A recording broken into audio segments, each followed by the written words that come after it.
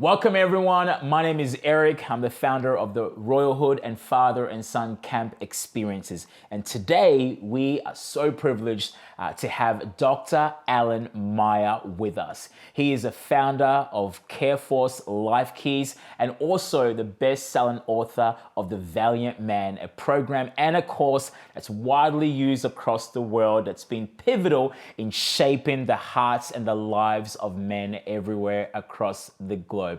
Dr. Alan Meyer, welcome. Thanks, Eric. It's a privilege to be with you and glad to be able to have a few moments with you and your guest today. Amazing, amazing.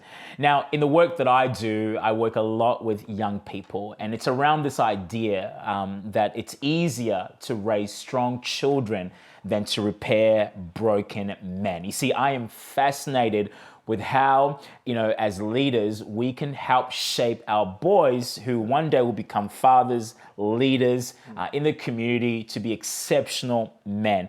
And Dr. Alan Meyer, you've been doing this for over 40 years now. And so I thought it'd be really important to have you in this conversation and also understand why on earth did you choose to go down this path of helping men in the world?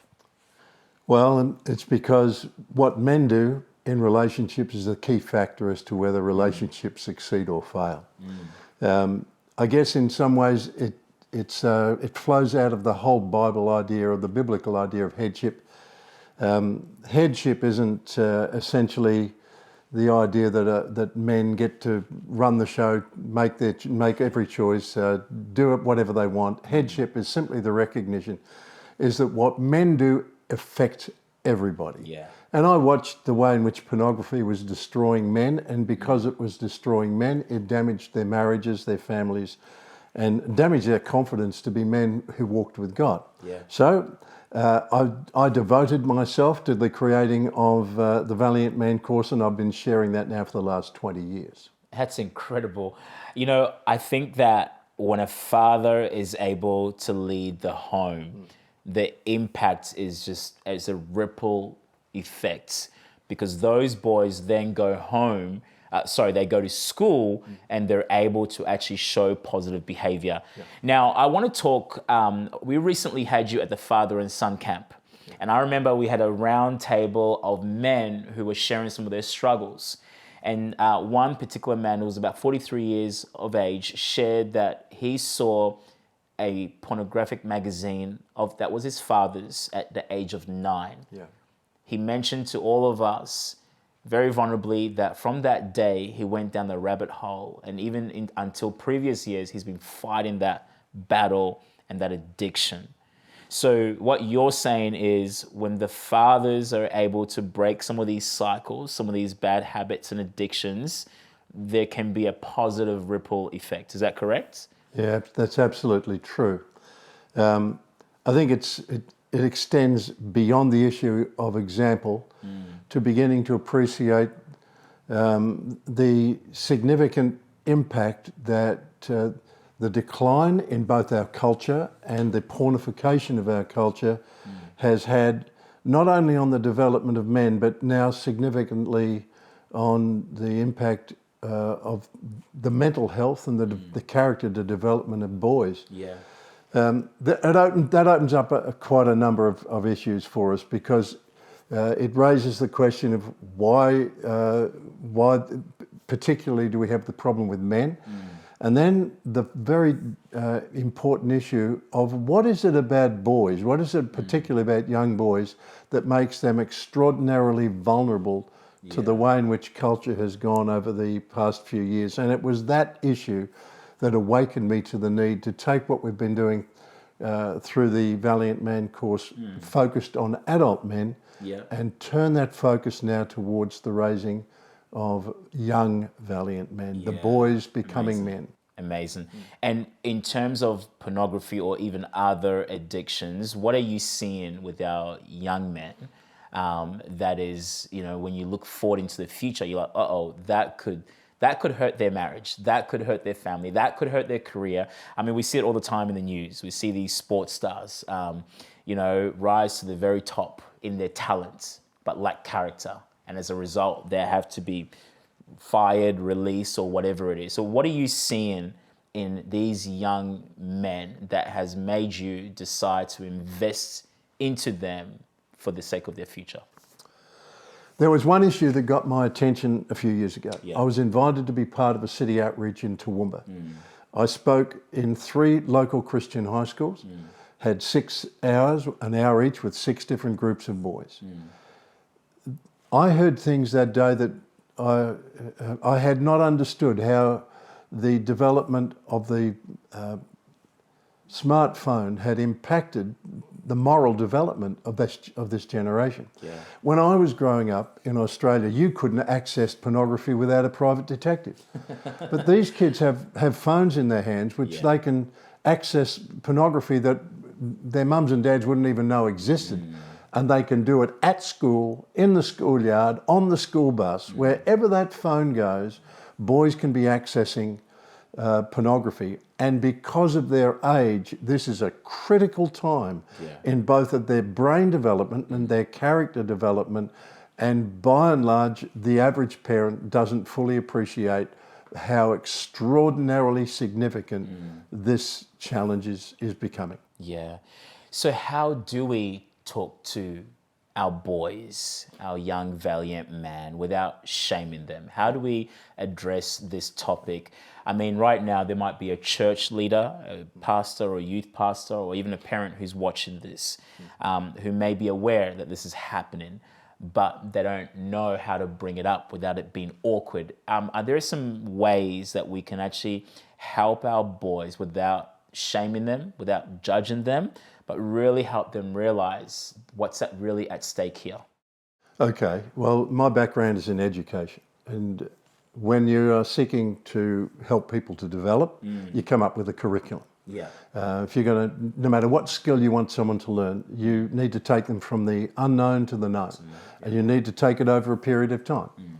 You need to cover the subjects, you need to educate, then you need to practice, and then you need to coach. We do that in every area where people need skill development. People need development in the skills for life. And the reason I created the Valiant Man course is that knowing that you've got a problem with men and the issue of pornography, well, it's going to require, firstly, some education. You're going to have to break the silence, explain to them what the issues are in an environment where they can tell the truth, because this is not about shaming, it's about growth. It's about overcoming. That's right. And so you provide them with an opportunity to hear, to learn, to understand, but then to process and then to persist in it over a period of time. And to practice in an environment where they are coached by people who are succeeding. One of the greatest needs that young people have is to break the silence on the challenges that they face, and particularly in their development of their young men, of development of manhood. I don't think that I ever had a single encounter in my youth, even though I grew up in a church that preached the Bible and taught the scriptures every week, that gave me any insight to the whole challenge of growing up to be a decent man in a highly sexualized society. There is just a need for us to be carefully, systematically, and deliberately engaged in coaching our young men into their manhood. So without a conversation, without, where there's absence of these conversations, we can often see boys go off in different paths that are often not positive. I have a Bible example that David, who looked at Bathsheba, one look, and yet we got boys on their phones having multiple looks. Now, David was a man after God's own heart. He was anointed. Now, if it took David only one look to end up, lusting after, fall into adultery with Bathsheba, who do we think we are? On our phones, scrolling through all these different images, if David only took one look. But I think my point here is also, I don't read anywhere in the Bible where David sits down with one of his sons, Solomon, and says, son, this is where I fell. Son, David sharing his mistakes vulnerably, breaking the silence, and being able to say, son, this is what happened, this is how it happened, so in your lifetime, please don't make the same mistake. I don't think he did that.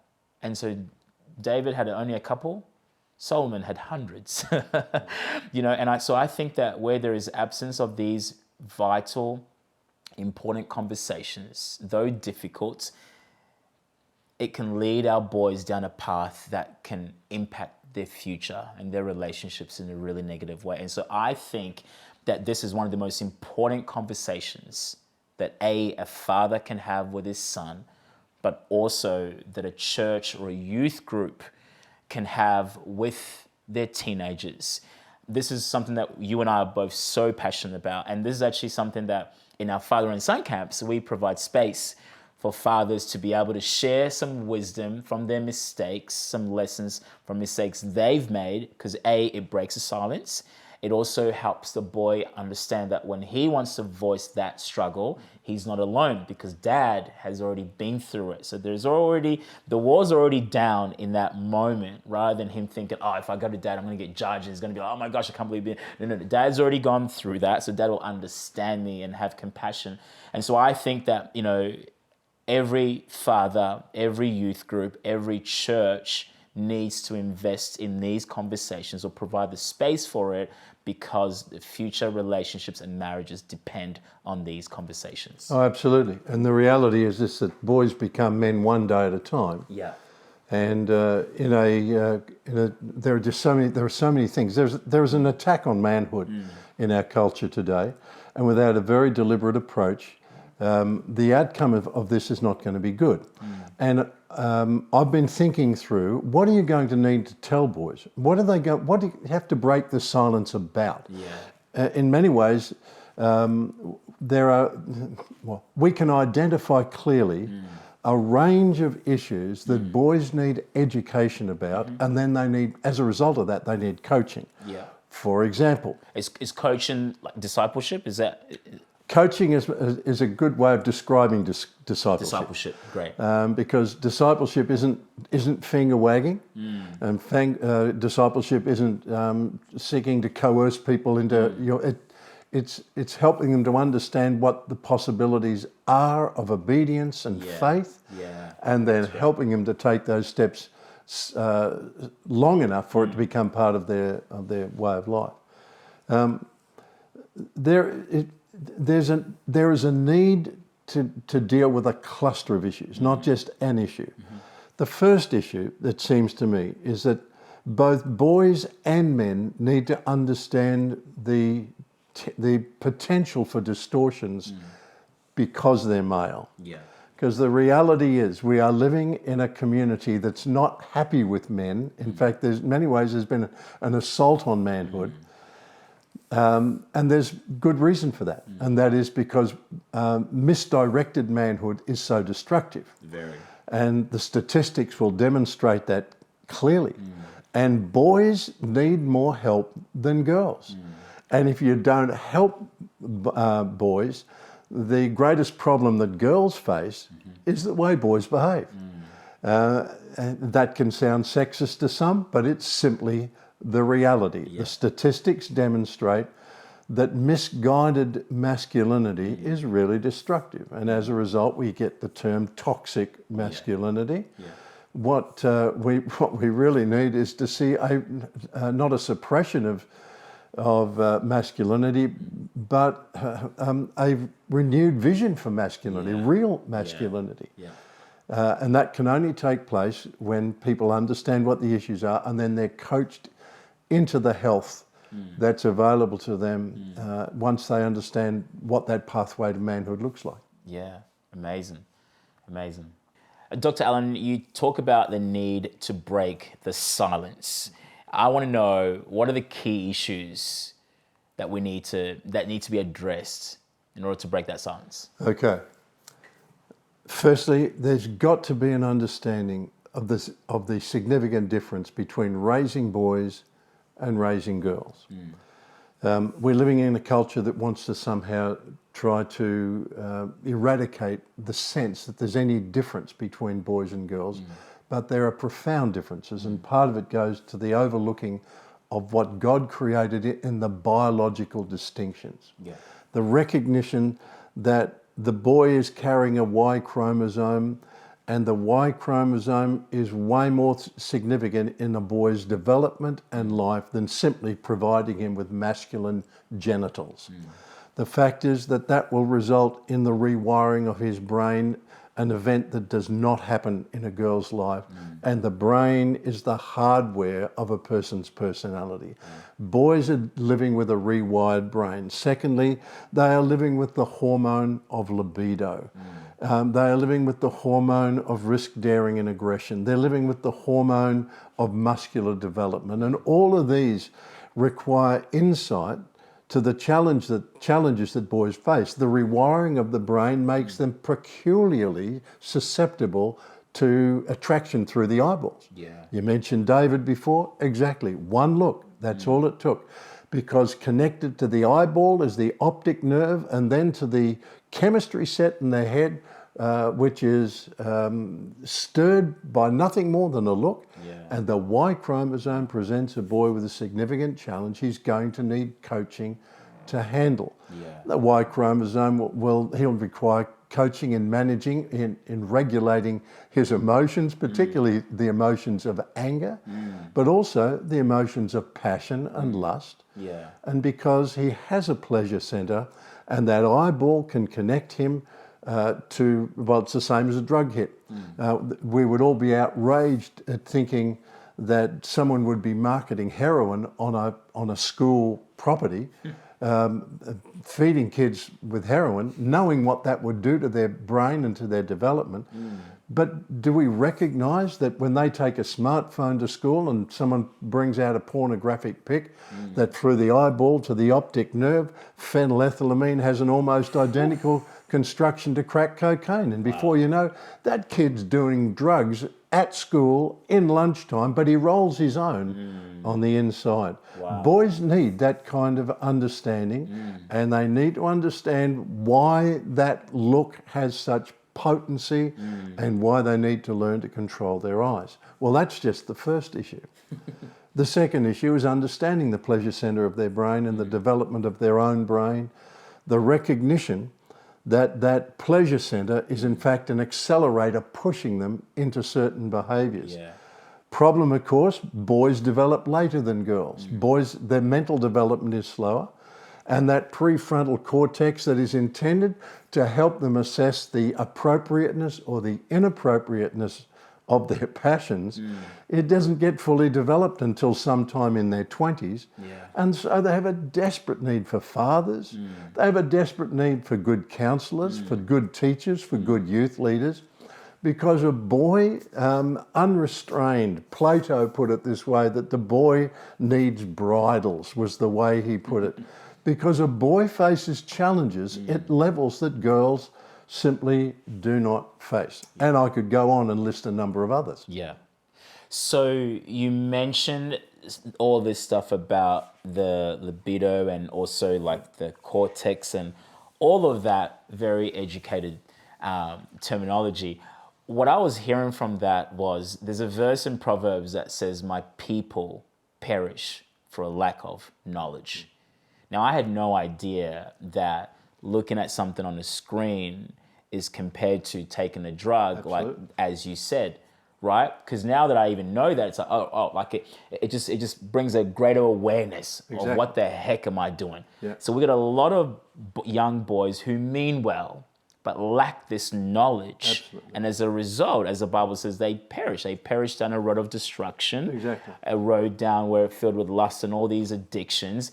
And so I think what I'm hearing from you is that your heart and the passion is to bring this knowledge to our young people in partnership with churches, with schools, with organizations, anyone who has a young adult in their midst or a teenage person in their midst, where you can bring this information, this knowledge that's going to set them free.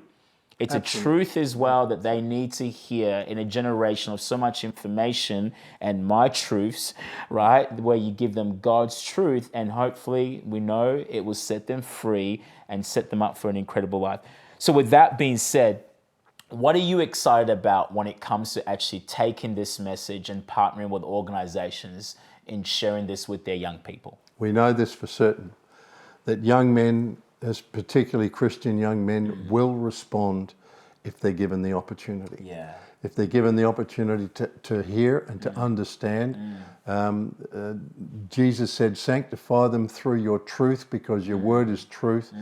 If you know the truth can set you free. Yeah. Everybody has a chance if you give them the insight they need, and then you support that with love and coaching. Yeah. And this is where the challenge then moves to fatherhood. Yeah. Because the reality is that God gave us the greatest gift He ever gave us was a father-son relationship that saved the entire world. Something I've heard you say on more than one occasion. One of my favorite phrases. Exactly right. And one of the most important issues is that out of this can come the restoration of fatherhood and the restoration of sonship. Yeah. Because sons need fathers. I had a good father. Then God gave me a second pastoral father. I needed both of those fathers to still be standing at this point in my life. I've watched a lot of men fall and a lot of men fail. It's been the impact of those two fathers in my life that has been profound. The flip side of that, however, is that boys need to be taught how to be sons. Because fathers need sons. And what you see with Jesus in the salvation of the world is not just a father who was willing to equip and send his son, but a son who was willing to submit to and listen to his father. And both of those things need to be revived in a generation and in a culture where often the role of fatherhood is almost totally dismissed. It's completely overlooked. If we can coach fathers to embrace their sons and give them not only insights, but coaching on how to do that well, and coach the sons to partner with their fathers. And included in that is their youth leaders, their pastors, those key people in their life that have the experience and the faith to help them. Every young man can grow into a great young man. Absolutely. Every young man can become a valiant man. And that's my passion, because both the kingdom of God and every woman that marries and commits to a man needs to be able to know, I can trust you for the rest of my life. So you mentioned a variety of different key players in the shaping of a man.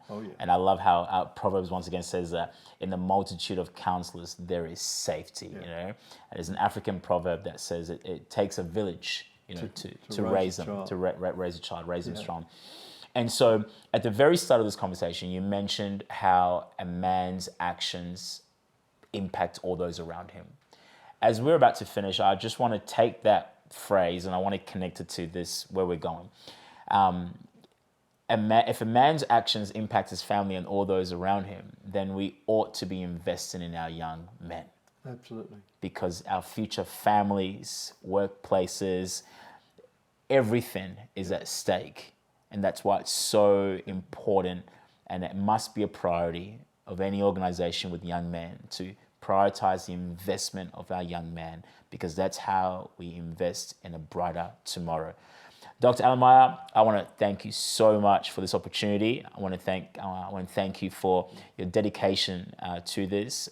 For many years when I heard of you, I was like, wow. And then obviously we've gotten to go on a journey together. And I'm just so blessed that our paths have crossed. And with the work that you do, the work that I do, the combination of both, I think, has powerful force in the world, and will continue for the kingdom as well. So thank you so much. Appreciate it. But before we go, are there any other words, any wise words that you'd like to finish on? Is there a quote in mind? If you're to summarize everything that you've shared, your heart that you've poured, the 40 plus years of ministry, if you're to summarize it into a quote, a phrase, a word, a statement, what would it be? Eric, perhaps one statement that provokes me more in my passion to raise not only good fathers, but also great sons growing up to become valiant men themselves. John Gottman, in his book, The Man's Guide to Women, says this: what men do in a relationship is by a large margin the crucial factor that separates a great relationship from a failed one. This does not mean that a woman does not need to do her part, But the data proves that a man's actions are the key variable that determines whether a relationship succeeds or fails. That's the power of headship. Yeah. It's what men do. Yeah. And if we're going to demonstrate the kingdom of God, if women are going to grow up in an environment in which they are both safer and stronger, it'll come down to what men do.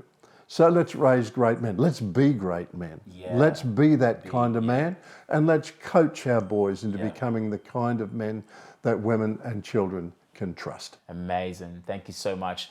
And so if you're a parent, if you're a mentor, if you're a youth pastor, church leader, and you've been inspired and encouraged by this conversation and you want to continue the conversation, well, we would love to speak with you. We'd love to partner with your organization and be able to bring this message to your people so that together we can raise the next generation of young, valiant men who will in turn be the leaders of tomorrow. Thank you so much. We'll be in touch.